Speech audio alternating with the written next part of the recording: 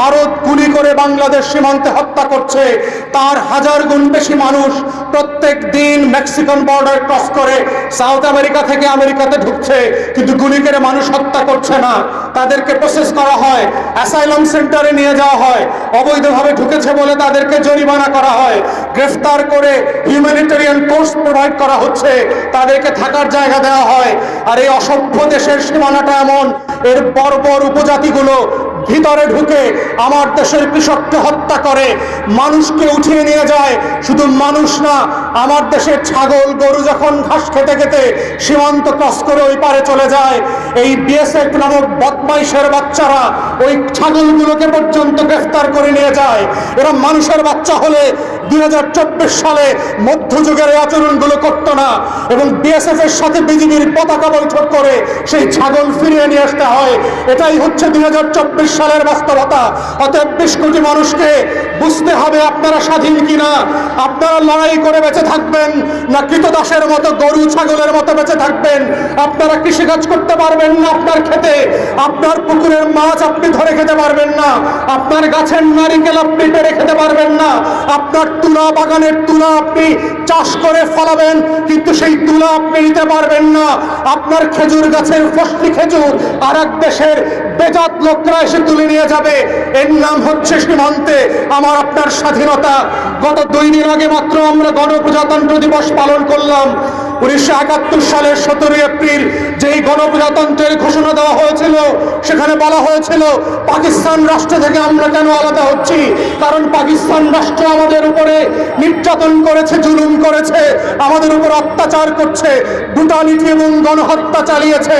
কিন্তু প্রশ্ন হচ্ছে, যেই 2 দিন আগে মুজিবনগর দিবস পালন করে আপনার বাপের মূর্তিতে ফুল দিলেন, আপনার চোখে পড়ে না গত 53 বছর ধরে আমার সীমান্তে কিভাবে ব্রুটালিটি চালানো হচ্ছে? আপনাদের কি চোখে পড়ে না আমার দেশের কোটি কোটি মানুষকে স্বাধীনতা সার্বভৌমত্ব হারিয়ে জাতীয় স্বার্থকে পদদলিত করে 20 কোটি মানুষকে নিজের দেশে পরাধীন কৃতদাসের মতো বাঁচিয়ে রেখেছে? এটা কি আপনাদের চোখে পড়ে না? এই কেমন বেঈমান আওয়ামী লীগ, যাদের একাংশের নেতৃত্বে বাংলাদেশ যুদ্ধ করে স্বাধীন হয়েছে, সেই আওয়ামী লীগের নেতারা আজকে যুদ্ধের চেতনা বিক্রি করতে করতে বাংলাদেশের স্বাধীনতা বিক্রি করে দিয়েছে। এই আওয়ামী লীগ বাংলাদেশের স্বাধীনতা এবং সার্বভৌমত্বের সবচেয়ে বড় শত্রু। এই আওয়ামী লীগের নেতৃত্বে আজকে বাংলাদেশের প্রত্যেকটা স্বার্থ লঙ্ঘিত হচ্ছে। এই আওয়ামী লীগের নেতৃত্বে বান্দরবনের সীমান্ত আজকে অরক্ষিত হয়ে গেছে। এই আওয়ামী লীগের নেতৃত্বে বাংলাদেশের প্রত্যেকটা সীমানার প্রত্যেকটা জমিন, প্রত্যেকটা মানুষ আজকে নিরাপত্তাহীনতায় ভুগছে। অতএব এই জন্য আমরা বারবার বলেছি, বাংলাদেশের একমাত্র শত্রু হচ্ছে আওয়ামী লীগ, বাংলাদেশের জাতীয় শত্রু হচ্ছে আওয়ামী লীগ।